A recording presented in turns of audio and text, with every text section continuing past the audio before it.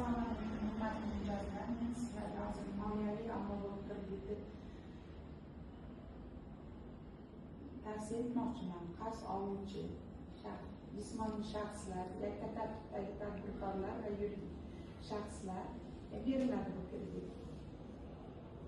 Qarz oluvchiga, kredit oluvchiga qo'yilgan talablar murojaat qilgan kundan 21 yoshdan katta va 60 yoshdan oshmagan O'zbekiston Respublikasi fuqarolariga tadbirkorlik faoliyati 2 yil, mijozning yillik aylanmasi 35 million so'm bo'lishi kerak. Bankda tashqari aylanmasi ham inobatga olinadi bu kreditda. Kredit maqsadi asosiy vosita sotib olish uchun aylanma mablag'larni to'ldirish uchun beriladi.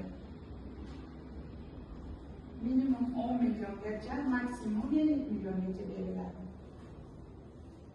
Asosiy vosita sotib olish uchun 36 oy, aylanma mablag'larni to'ldirish uchun 18 oyga beriladi. Kredit muddati imtiyoz davri 6 oy.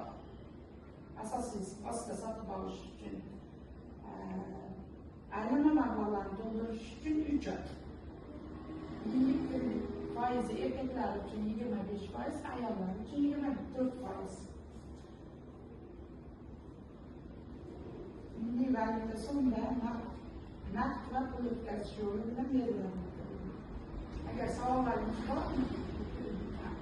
Oluvchilar o'sha aylanma mablag'lar va naqd pullar qaysi birida naqd pullar beriladi? Aylanmani to'ldirish uchun naqd pullar beriladi.